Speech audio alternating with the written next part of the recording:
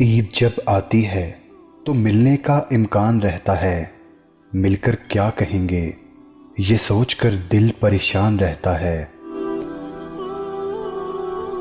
پیروی کرتے تھے، تقلید کیا کرتے تھے، پیروی کرتے تھے، تقلید کیا کرتے تھے، میری ہر بات کی تائید کیا کرتے تھے۔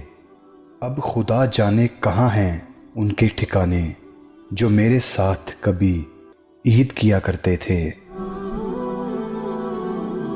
اپنی عید کسی ایسے شخص کے لیے برباد مت کریں جو کسی اور کے ساتھ عید کی خوشیاں منا رہا ہو۔ اچھے الفاظ بھی کسی تحفے سے کم نہیں جو دوسروں کو آگے بڑھنے کا حوصلہ دیتے ہوں۔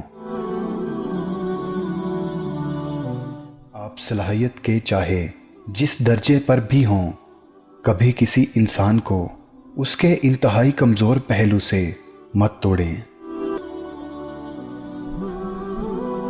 عورت کو مرد کی خوبصورتی نہیں، کردار متاثر کرتا ہے۔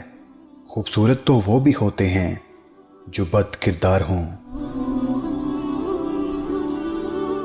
رشتوں میں سب سے بہتر رشتہ میرے نزدیک مخلصی اور عزت کا رشتہ ہے، یعنی ذاتی مفاد سے ہٹ کے صرف اور صرف اپنائیت کا احساس ہونا۔ زندگی آپ کو بہت کم ایسے لوگوں سے ملواتی ہے کہ جو آپ کے ساتھ بغیر کسی مفاد اور لالچ کے ہوتے ہیں۔ یہ ایک تلخ حقیقت ہے کہ آپ کی بات کو توجہ آپ کی حیثیت دیکھ کے ملتی ہے۔ رب کہتا ہے کسی کو تکلیف دے کر مجھ سے اپنی خوشی کی دعا مت کرنا، لیکن اگر کسی کو ایک پل کی خوشی دیتے ہو تو اپنی تکلیف کی پرواہ مت کرنا۔